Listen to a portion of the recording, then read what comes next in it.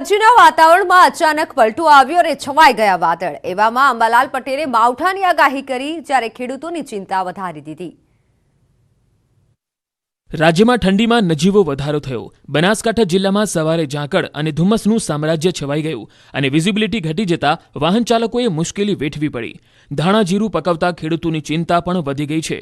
માત્ર બનાસકાંઠા જ નહીં, સાબરકાંઠા, અરવલ્લી, પંચમહાલ, મહેસાણા અને પાટણમાં પણ કેટલીક જગ્યાએ વાદળછાયું વાતાવરણ જોવા મળ્યું।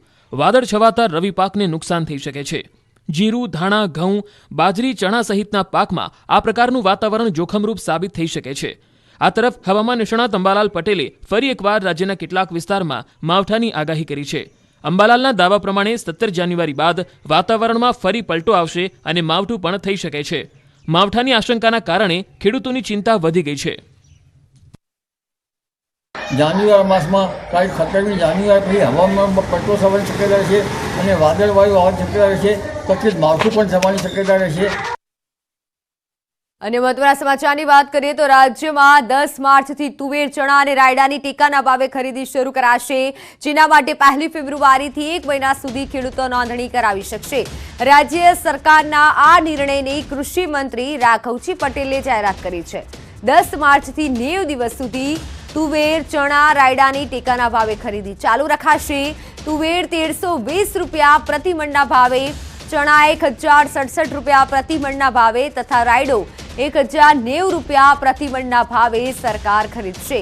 તુવેરની ખરીદી માટે 135, ચણા માટે 187, રાયડાની ખરીદી માટે 103 ખરીદ કેન્દ્ર શરૂ કરાશે।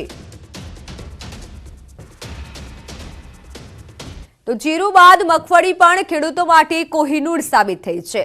ખુલ્લી બજારમાં મગફળીના ટેકાના ભાવને ટક્કર મારે તેવા ભાવ મળતા ટેકાના ભાવના ખરીદ કેન્દ્રો સુમસામ ભાસ્યા છે।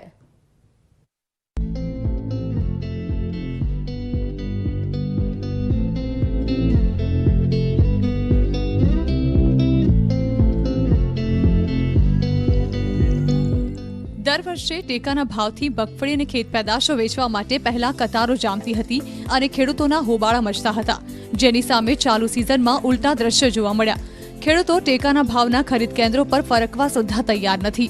સરકારના ટેકા વગર જ ગીર સોમનાથ પંથકના મગફળી પકવતા ખેડૂતો માલામાલ થઈ ગયા। જીરું બાદ મગફળીના ઐતિહાસિક ભાવ મળતા અન્નદાતામાં છવાઈ ખુશીઓની લહેર, મલકાયા ચહેરા, મગફળીથી છલકાયું માર્કેટયાર્ડ।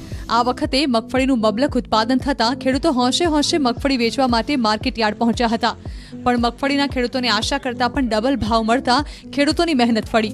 ખુલ્લા બજારમાં જ ખેડૂતોને ટેકાના ભાવ કરતાં વધુ ભાવ મળતા સરકારના ટેકાના ભાવે મગફળી ખરીદીનો ફિયાસ્કો થયો। ટેકાના ભાવે મગફળી વેચવામાં નિરસ્તા જોવા મળી। જિલ્લાભરમાં 69,000 જેટલા ખેડૂતોએ રજીસ્ટ્રેશન તો કરાવ્યું, પરંતુ સરકારના ટેકા કરતાં ખુલ્લા બજારમાં વધુ ભાવ મળતા ટેકાના ભાવે મગફળી આપવા કોઈ ન ગયું। 2 મહિના સુધી રિજેક્ટ થાય કે આમાં આટલો ભેજ છે, આમાં આવું છે, બધું એવા બધી કંગાળ રીતે થાય એટલે ખેડૂત થોડાક નાસીપાસ છે ને થાકી જાય પોતે, ને પેમેન્ટમાં મોડું થાય, બીજો થાળ લેવો હોય તો ઘડીકમાંથી ને પૈસાની કોઈ લેવડ દેવડ થતી નથી। એની હિસાબે ખેડૂત બહુ મોટે પાયે કંટાળેલા છે। યાર્ડ કરતાં ઓછો ભાવ મળે। હવે ખેડૂત યાર્ડમાં સીધો દઈ આવે, સીધો માપ તોલ વધારે ભાવ છે, એની હિસાબે ખેડૂત યાર્ડ તરફ પડી જાય।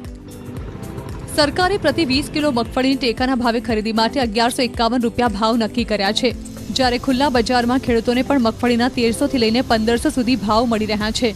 બીજી તરફ સરકારને વહેંચેલી મગફળીને ચૂકવવાપાત્ર રકમ પણ ખેડૂતોને 90 દિવસની અંદર થતી હોય છે, તો ઘણીવાર મગફળી રિજેક્ટ પણ થવાની ફરિયાદ ઉઠે છે। એટલે જ આ વખતે ખેડૂતો ટેકાના ભાવે ખરીદ કેન્દ્ર પર ફરક્યા જ નહીં। તો ટેકાના ભાવની જે એનો ભાવ છે એ સામાન્ય બજાર ભાવ કરતાં ઘણો નીચો છે, એટલે 200 થી 300 રૂપિયાનો ફેરફાર છે। એટલે પછી અને ટાઈમે એના પૈસા જે છે એ વેપારી છે એ તરત રોકડા ચૂકવે છે, જ્યારે ટેકાના ભાવમાં સરકાર તરફથી ચેક આપે અને એ ચેક પણ 1 મહિને દિવસે પૈસા મળે, એમાં પણ કંઈક ફોલ્ટ હોય ને ટલે ચડી જાય તો 3-4 મહિના પર નીકળી જાય છે। એનાથી ખેડૂતો થાકી ગયા છે। આ વખતે ગીર સોમનાથ જિલ્લામાં સૌથી વધુ મગફળીનું વાવેતર થયું છે। ગીર સોમનાથ જિલ્લાના 6 તાલુકાના અંદાજે 70,000ની આસપાસ ખેડૂતોએ ટેકાના ભાવે સરકારને મગફળી વેચવા માટે નોંધણી કરાવી હતી, પરંતુ ખેડૂતોને સરકારની ટેકાને ફગાવી દીધો।